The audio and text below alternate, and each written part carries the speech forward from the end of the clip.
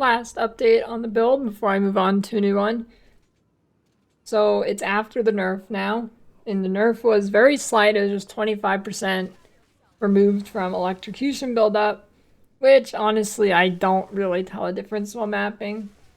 At the lower end of the build, it's probably more noticeable compared to what it was before, but I actually did a low-level test in this. I unallocated about 30 points, and I bought a 1 Exalt crossbow on the trade site, and then I did a tier 15 map, which is way above what you should be at that level of investment slash gear, and it went okay. Look at the end of the video if you want to see that. I'll just stick it on the back there. We still use Kotokos, still electrocuting, still shocking, builds the same, it just electrocutes a little bit less. So the clear speed, I'll give a little extra intro for people who haven't been here for throughout all of the updates. Clear speed on this build, very fast as you can see. It's got pretty big single target, not as crazy as some builds that are like pretty bugged slash bugged adjacent that are clearly doing too much damage. That will be nerfed. This build, I think, has a very low chance of actually being nerfed. This build is actually bugged right now to have less damage than it should, albeit very slightly, like 7% or so. The Shockburst round quality actually doesn't work right now. It's really not a big deal. The build is completely operational, viable, whatever. The survivability on the build is pretty decent. Till you can stack a lot of evasion, though, it might feel meh. I mean, it is a ranger. You're relying on evasion. You don't really have too many other defense layers. But with enough evasion, you can get close to 90% evasion with acrobatics. And acrobatics means you can evade all hits. Normally, you cannot evade AoE hits, and there are a ton of AoE hits in the game. But with acrobatics, we can. Tailwind provides 30% additional damage reduction, 150% increase evasion rating from Tailwind at max stacks, and they stack fast. On bosses, they should have pretty much 100% uptime, since most bosses are hitting you not every second, and occasionally while mapping, they'll be down for a while because you just keep getting hit, but in my experience, hasn't really been a super big problem. Deaths are pretty rare. Leveling as this won't be great. You don't even get the main DPS skill to like level 40 something. Recommend using Flub Gun's Lightning Arrow to level, or you can use Rutu's Gas Grenade. Link to that in the guide. And I would say to swap when you have good reload speed jewels, because crossbow without reload speed really doesn't feel that great. And a decent crossbow. 300 DPS is fine, probably up to tier 10 maps, and then 400 for tier 16s, and then more DPS for more clear and damage, obviously, later on. Why Deadeye? I think Deadeye is just the most well-rounded choice. It's a good area on the starting tree. It's got great ascendancy node for damage, speed, defense. Tailwind also gives reload speed, which is huge. Compared to Witch Hunter, Deadeye is far superior. Gemling in the late game with tons of currency investment is better because of accuracy, or not accuracy stacking, but stat stacking. But that is way different budget. Literally thousands of exalts. I think another option could be is Invoker. I think Invoker might actually be better than Deadeye. I'm not sure when it becomes better than Deadeye. At the start of the build, I think Deadeye is definitely better, but Invoker is definitely a solid option. And then endgame with Invoker, you might be able to go some kind of energy shield setup, something for a little bit more defense. On Invoker, you'd probably go crit. I'm not really planning on making a guide for this. I might if I feel like it, but if you're not comfortable with clicking some nodes yourself, probably don't do that. Make sure as well that you look at the written guide to see any notes Almost everything I have in the guide, I have notes on. I'm not going to go over all in the video, so you need to look at the written guide. You look at the gear in the written guide, you look and read the text below it. You look at the gems, you look and read the text below it.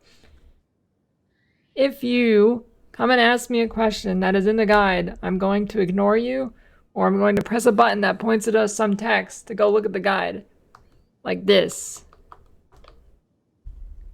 Some important things to note is, do not take acrobatics until you have 70% evade with it allocated.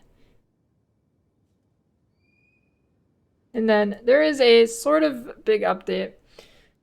Let me go big here. I do not take the extra projectile anymore on this skill ascendancy. Now it seems kind of troll on paper, but in reality, when you are using this, it doesn't actually give you any DPS, or if it does, it is very, very small. Because what actually ends up happening is, I will demonstrate here, it does not actually just double your damage. I will show you. Here, let me stack my tailwind up. Look at my Shockburst rounds and look how fast they deplete. See that? Now I'm going to add the projectile and watch how fast it depletes. So it's actually adding attack time in between projectiles. They're not shooting at the same time. And it's not just giving you a straight double DPS bonus. And for this reason, I have actually unallocated it because I think it is actually a net 0 on paper DPS increase. And I have went with Eagle Eyes instead. No accuracy penalty at distance. If you don't know accuracy in this game, degrades the further an enemy is from you. And you actually cannot see how much it degrades on your skills here. It just says within 2 meters for some reason. But with this skill, it doesn't degrade. And that's particularly useful on bosses when you don't really want to be standing in their face or something.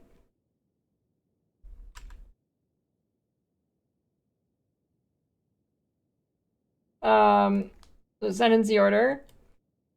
We got Gathering Winds, Point Blank, Wind Ward, and then Eagle Eyes. I will go over the tree here and show you how you should go through it as you level. I would not advise starting with these nodes. I would say probably go through projectile damage first, so it'll help you clear when your damage is low, but then swap to the evasion later when you have enough damage. And then path through here and pick these up, pick those up. Probably skip these for now, skip that for now. You're gonna come down, grab this, come down, come down, come down. Grab this node. This node's the most important node on the tree. It gives you lucky damage, and that means it rolls your damage twice and takes the higher roll. Got a path over here. Take this stuff. Come here. Take this stuff. Take that stuff. Take this stuff. Alright. Now we're going to come up here. Take the Herald node. Now we're going to take these. Gonna take some evasion stuff. If you really are hurting for stats, you can go through here right now. If you're not, come up here and take Wildstorm. When you have enough evasion rating, take acrobatics. You can grab this. Did I say grab that? Grab this, grab that. I mean, there's not much left. Grab that stuff. Now note, I'm not including it in the guide, the written guide. The written guide I'm having set up for a mixed mapping bossing experience.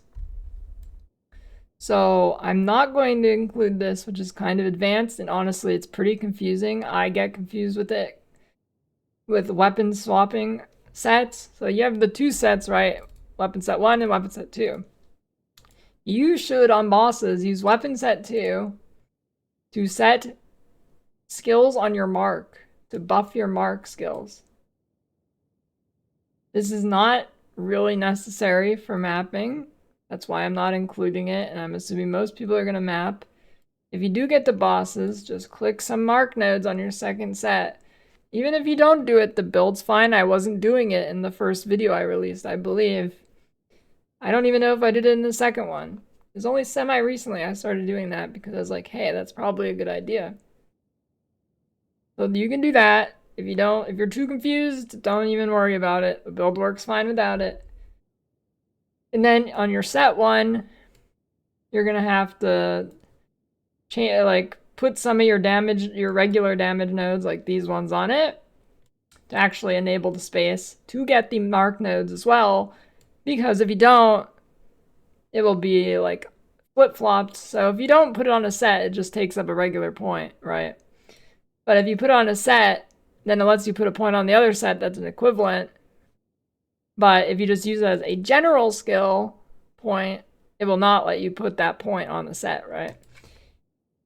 And then when respecking, sometimes you're going to have to completely unallocate some nodes to respec. It's kind of a chore. I hope something about it fixes.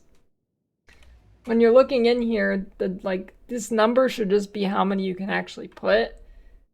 Sometimes you will have number there and you actually can't put any and you have to respec some normal points. And it is just a headache, and I'm not going to explain every single little optimization you should make for different scenarios because I would be here all day. I'm already being here all day explaining one little optimization that is just one of many. So basically, if something looks like it's better for a scenario that you're going into, you can probably do it. Don't be scared to switch. You're not going to brick the build. Worst case scenario, you swap back. So same deal here with the skill gems. If you see something that looks weird to you, it's probably because I just made this a general guide for for mixed mapping and bossing. You want to make swaps on the go for it. I genuinely found like 10 swaps to do in different scenarios that would have optimized it for that one thing. But at a certain point, you just have to call it and stop doing it. Otherwise, you're going to take forever constantly swapping things. So set up your weapon sets, respec them occasionally when you do bossing. Yeah, that's on you. Make sure you read all this. I have an FAQ of questions. I got a lot. Yeah. Got the gems here. Most important to least important. They are in order. Just read this. Just read the guide if you're confused. I guarantee your question is answered here. I will go over my gear one last time on the character that it's ending with. Here's my weapon. It's about 550 DPS. Helmet, life rare, res, rarity, evasion, rarity, res, life, rarity, res, life, rarity, res, life, except no rarity. Life, rarity, res, movement speed. There are the gloves. I corrupted them for an extra jewel socket. Put rarity jewels in your sockets. +1 charm belt. Yep. Okay. That's about it.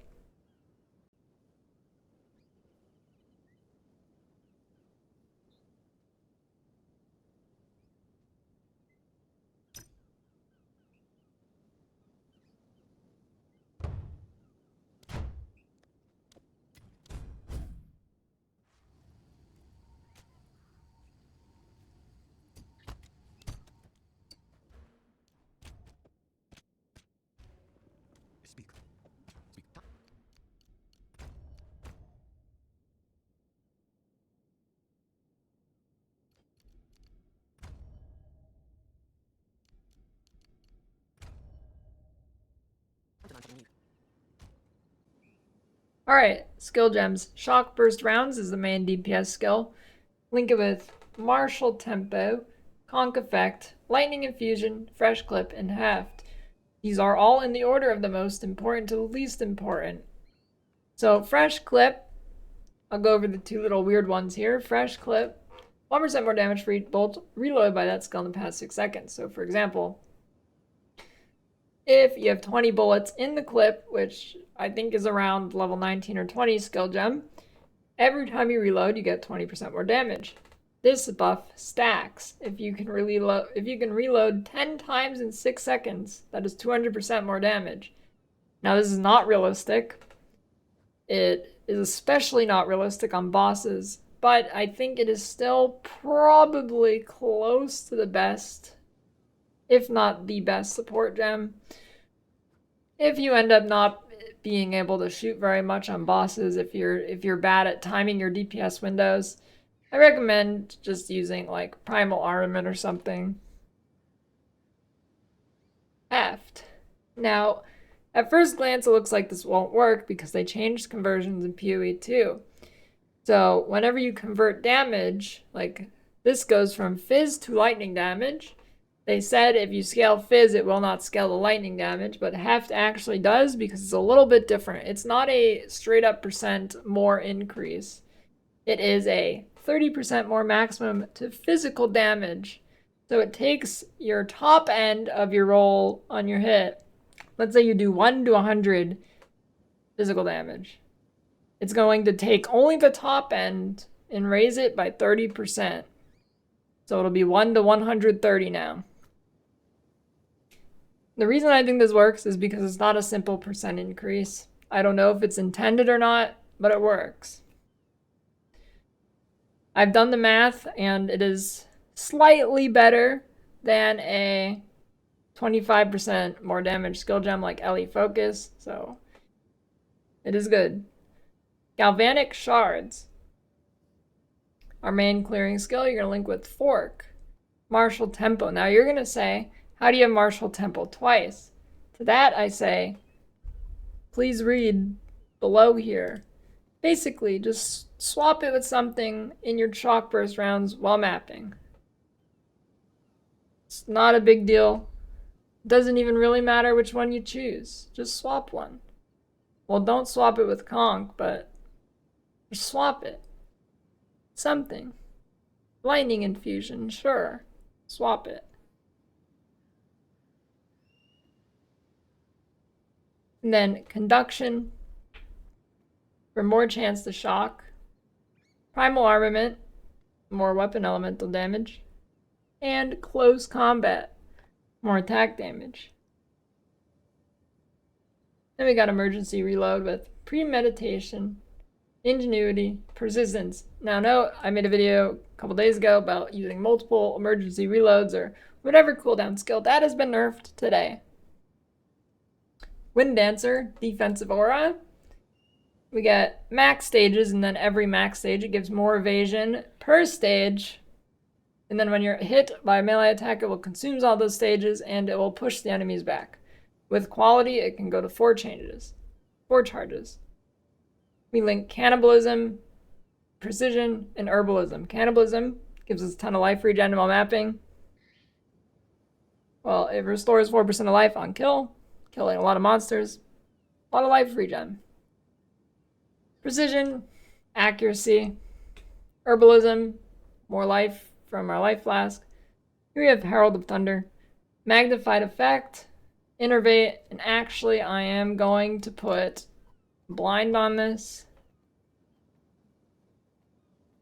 And if you think of any other skill gems that can work with it, feel free to link it up and add more little buffs to it.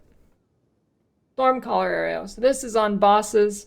You will switch to a bow in your offhand, and then you will attack with Stormcaller Arrow until they get shocked. If you are really early on in maps and your gear is really, really bad, I do kind of recommend using Stormcaller Arrow in maps with bosses. Before you get to the boss, you can portal out, swap your shield for a bow with Stormcaller Arrow, use that to shock the boss. It'll make your life a lot easier for single target. I think that lasting shock, more shock duration. This has less shock duration, but it makes the shock better. Lightning exposure will reduce the enemy's resistance. Strip away, it buffs the exposure. Plasma blast. We got scatter shot. Ooh, projectiles. And plasma blast. The only time you are ever using plasma blast is when you go into a boss fight. You charge it up before they are actually like fighting you. You walk into the arena and you blast them. After that, you are never using it again in that fight. It just takes too long to charge up. Scatter shot gives us 2 additional projectiles, and this essentially just makes you shoot 2 additional times.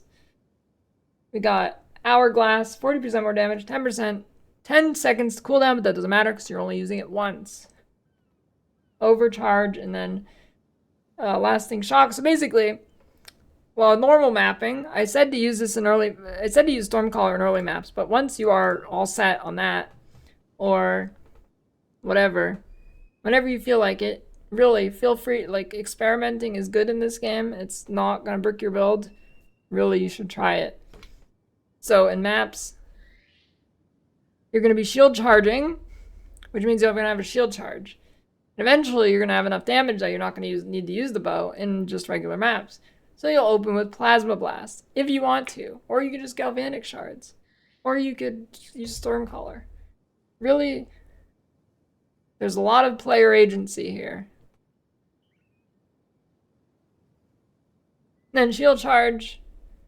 You're going to use Shield Charge in your offhand with a Crest of Ardura Shield. This will give your Shield Charge a ton of increased cooldown recovery and make it like less than 2 seconds cooldown. Then I just have it linked with Rage. This is basically useless, but sometimes you hit enemies and then you get 3% more damage. And it's a little tiny benefit. Really not noticeable, but, you know, might as well throw something in there.